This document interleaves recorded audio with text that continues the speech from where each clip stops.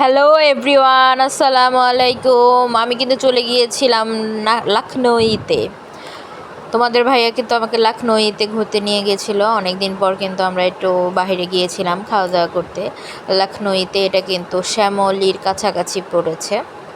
তো তা প্রথমে ঢুকতেই কিন্তু আমরা ওদের খুব সুন্দরভাবে ডেকোরেশন করা দেখতে পেলাম। তারপরে এটার এইটা কিন্তু অনেক সুন্দর ছিল। রেস্টুরেন্টটা অনেক বড় ছিল। আর তোমরা ফ্যামিলি নিয়েও কিন্তু সেখানে যেতে পারো, কাপলরাও যেতে পারো, আবার ফ্যামিলি গেট টুগেদারও করতে পারো, কারণ এখানে কিন্তু অনেক সুন্দর সুন্দর আইটেম আছে। আবার ওদের ডেকোরেশনটা খুবই জোস। আমরা যখন গিয়েছি তখন খুব কম মানুষ ছিল, কিন্তু যাওয়ার কিছুক্ষণ পরেই কিন্তু অনেক মানুষ দিয়ে ভরে গেছে। আর তাদের ডেকোরেশনটা খুবই সুন্দর ছিল। আর কী বল, আমরা কিন্তু কাবাব অর্ডার করেছিলাম আর একটা আইটেম অর্ডার করেছিলাম, আবার সাথে পরোটা ছিল। তারপরে ওদের এই যে এই ল্যাম্পগুলো কিন্তু আমার খুবই ভালো লাগছে, এই ল্যাম্পগুলো খুবই ভালো লাগছে। তারপরে আমরা কিন্তু একটু ভিডিও ফটোশ্যুট করে নিলাম, কারণ হলো ওদের কী বলে সবগুলা ডেকোরেশনই খুব সুন্দর হয়েছে, খুবই খুবই সুন্দর হয়েছে। হ্যাঁ, তারপরে আমরা কিন্তু খাওয়া দাওয়া করছিলাম, আবার ভিডিও করছিলাম, খাওয়া দাওয়া করছিলাম, ভিডিও করছিলাম, আবার কথাবার্তা বললাম তোমার ভাইয়ার সাথে। তারপরে আমরা আমার বাচ্চার সাথে একটু দুষ্টুমি করলাম, ফাইজলামি করলাম। তারপরে কিন্তু ওদের এই ল্যাম্পগুলো যে আমার কি ভালো লেগেছে, মানে আমি বলে বোঝাতে পারবো না। আর ওদের ডেকোরেশনটা খুবই ভালো ছিল, ওদের বিহেভিয়ার আর ওদের খাবারগুলো খুবই ভালো ছিল। যদিও কাবাব আইটেমটা আমার কাছে বেশ একটা ভালো লাগেনি কাবাবটা, কিন্তু ওই সাথের কারিটা কিন্তু খুবই মজা ছিল, খুবই একটা ইউনিক। যারা ইউনিক টাইপের কিছু খাইতে চাচ্ছ, যে না আমি একটু ইউনিক টাইপের কিছু ডিনার করব, তো তোমরা কিন্তু খুব সহজেই লখনৌইতে যেতে পারো। এটা কিন্তু শ্যামলীর কাছাকাছি। যারা মোহাম্মদপুরে আছো তোমরা কিন্তু খুব সহজে এখানে যেতে পারো। এই যে দেখছো, আমরা যাওয়ার পরে অনেক পুরা মানে রেস্টুরেন্ট ভরে গেছে আমরা যাওয়ার পরই। তারপরে এই যে এখানে বসেও করার তোমরা খাওয়া দাওয়া করতে পারবা। আমি কিন্তু বসা ঢালা বসা যে ওখানে বসেছিলাম। আর এখানে কিন্তু চেয়ার টেবিল এগুলো আছে। তো আমি সবসময় চেয়ার টেবিলে বসি, সেজন্য আমি একটু ওই ঢালা বিছানার মধ্যে বসেছিলাম তোমার ভাই আর আমি। তো আমাদের সেই রাতটা খুব সুন্দর কেটেছে, খুব ভালো কেটেছে, কারণ আমরা একটু বাহিরে গেলাম, ঘোরাঘুরি করলাম, খাওয়া দাওয়া করলাম, তারপর নতুন কিছু খেলাম। সব মিলিয়ে খুব ভালো লেগেছে। তারপরে বাপ বেটা মিলে দুষ্টুমি করছিল। তারপরে ওদের ডেকোরেশন আইডিয়াগুলো খুবই সুন্দর ছিল। আমার কাছে আফটার অল খুব ভালো লেগেছে।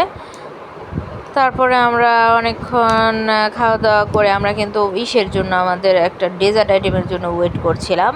ওরা একটু লেট করছিল, কারণ ডেজার্টটা একটু মানুষ বেশি ছিল, তো ডেজার্টটা দিতে একটু লেট হচ্ছিল, কিন্তু আফটার অল অনেক ভালো লেগেছে ওখানে যেয়ে। তারপরে আমরা একটু ওয়েট করছিলাম, ওয়েটারদের বলছিলাম যে আমাদের ডেজার্টটা আসছে না, কারণ এই যে আমাদের ডেজার্টটা কিন্তু এসে গিয়েছে। ডেজার্টটা কিন্তু ভালো ছিল, খারাপ না। ভিতরে কিন্তু কেক, সলিড যে কেক থাকে ওইটাই, উপরে একটু মালাইকারি টাইপের, তারপর বাদাম টাদাম দিয়ে আছে। অতটা খারাপ না, আবার অতটা ভালোও না, আছে মোটামুটি ভালোই। তারপর আমরা আসার সময় যে এই সেলফি বুথটা দেখে একটু ভিডিও শিডিও করে নিলাম, একটু ছবি টবি তুলে নিলাম। তারপরে এই যে আবার একটু ভিডিও করছিলাম। অনেক সুন্দর রেস্টুরেন্টটা, আসলে অনেক সুন্দর। তো আমরা কিন্তু নেক্সট টাইম যাওয়ার জন্য আর একটা আইটেম কি বলে চুজ করে আসছি, যে নেক্সট টাইম আসলে যে গেলে আমরা কি খাবো। তারপরে ওদের ডেকোরেশনটা সুন্দর করে আমি একটু ভিডিও ফটোশ্যুট করে নিলাম। তারপরে ওদের যে স্টাফদের গেট আপটা, সেটা আমার কাছে খুব ভালো লেগেছে। ওরা কিন্তু পরেছে, কি বলে ওটাকে, কাবলি স্যুট পরেছে, খুব সুন্দর লেগেছে। আর কি একটু পাকিস্তানি ভাইব নিয়েছে, যে পাকিস্তানি টাইপের, একটু লখনৌই নামটাও কিন্তু ওই টাইপের। তো এই যে দেখো, ওদের বাহিরের ডেকোরেশনটাও কিন্তু খুব ভালো। আর যারা কিন্তু গাড়ি বাইক নিয়ে যেতে চাচ্ছ, তোমাদের জন্য কিন্তু পার্কিংয়ের সুব্যবস্থাও আছে ওদের। এই যে এই ঝর্নার পানিটা কিন্তু খুব সুন্দর, আমার ছেলে কিন্তু খুব দুষ্টামি করছিল। তারপরে আফটার অল আমাদের কি বলে সেই রাতটা খুব ভালো কেটেছে, আমরা খুব এনজয় করেছি লখনৌইতে। ওদের ডেকোরেশন খুবই সুন্দর ছিল, খুবই সুন্দর ছিল। এবং খাবার এই দেখবেন, যার চোখে ঘুম আছে তার একটি ভালো বিছানা নেই, আর যার ভালো বিছানা আছে তার চোখে ঘুম নেই। দেখবেন যার মানুষকে সাহায্য করার মানসিকতা আছে কিন্তু তার কাছে টাকা নেই। আবার যার কাছে টাকা আছে কিন্তু মানুষকে সাহায্য করার মতো মানসিকতা নেই। আবার দেখবেন যার পেটে অনেক ক্ষুধা তার খাবার নেই। আবার দেখবেন যার অনেক রোগ যে খেতে পারবে না কিন্তু তার খাবারের অভাব নেই। এই পৃথিবীতে যার অনেক ভালোবাসা তাকে ভালোবাসার কেউ নেই।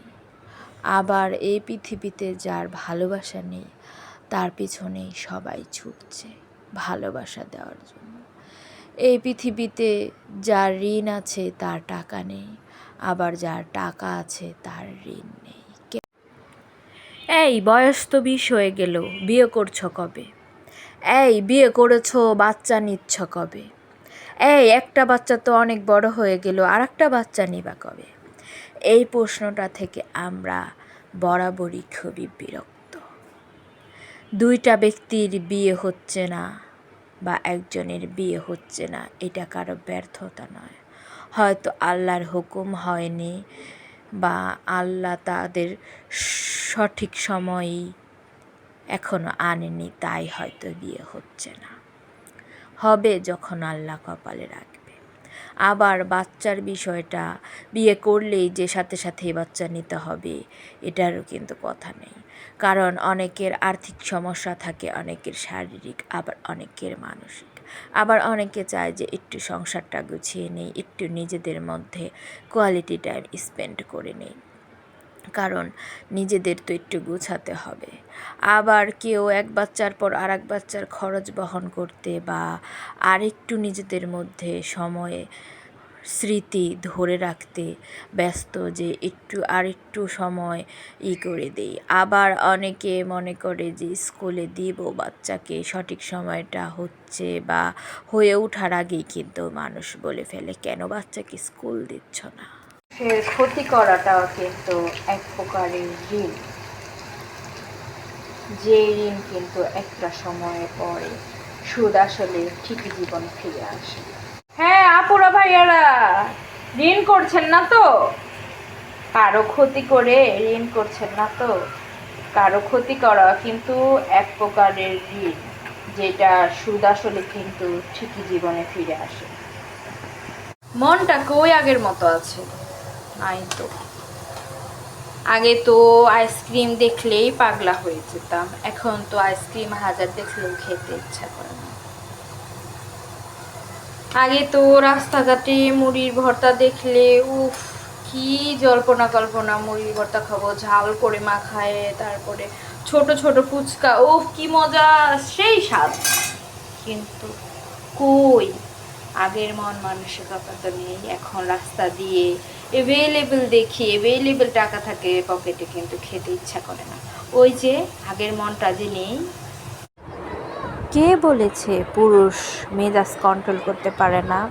মা বাবা ভাই বোন সকলের সাথেই পুরুষ মেজাজ কন্ট্রোল করতে পারে, একমাত্র তার অর্ধাঙ্গিনী ছাড়া।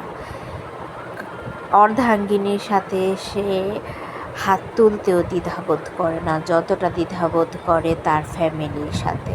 তার মার সাথে রাগ করলে তার মা রাগ করবে, মনে কষ্ট পাবে, বাবা রাগ করবে, মনে কষ্ট পাবে, ভাই বোন তো রক্তের সম্পর্ক, রক্তের সম্পর্কের সাথে তো খারাপ কিছু করা যায় না, তারা কষ্ট পাবে। কিন্তু বউয়ের সাথে রাগ করলে সে কষ্ট পাবে না, তাকে মার আঘাত করলেও সে কষ্ট পাবে না, কারণ তাকে তো সে বিয়ে করেছে, তার তো তার সাথে থাকতেই হবে, তার বাচ্চা কাচ্চাকে প্রতিপালন করতেই হবে, তার সংসারের জন্য হলেও তাকে সংসারে থাকতেই হবে। কে বলেছে পুরুষ রাগ কন্ট্রোল করতে পারে না? কে? পুরুষের তো রাগ সে একটা জায়গাতেই, শুধু তার বউ। পুরুষের রাগ হয় তার বউর সাথে, পুরুষের মেজাজ খারাপ হয় শুধুমাত্র তার বউর সাথে। পুরুষ একটা বিন্দুমাত্র ছাড় দেয় না শুধু তার বউকে। পুরুষ বিন্দুমাত্র ভাবে না তার বউয়ের কথা, পুরুষ বিন্দুমাত্র ভাবে না যে মেয়েটা কষ্ট পাবে।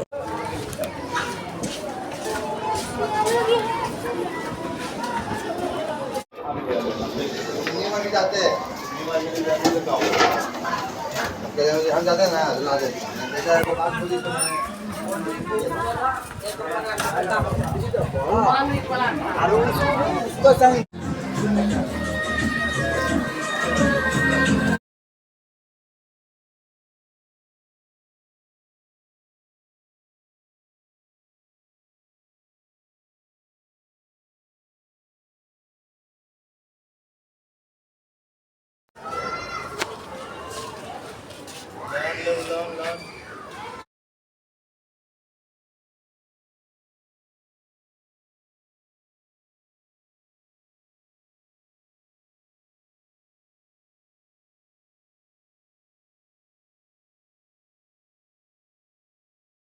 আর মেয়েকে গা ভর্তি গহনা আর ট্রাক ভর্তি ফার্নিচার নিয়ে না দিয়ে এক টুকরো জমি কিনে দিব, সেই জমিতে বাড়ি করে দিব যাতে সে নিজের মতো করে থাকতে পারে, নিজের মতো করে নিজের দিন কাটাতে পারে।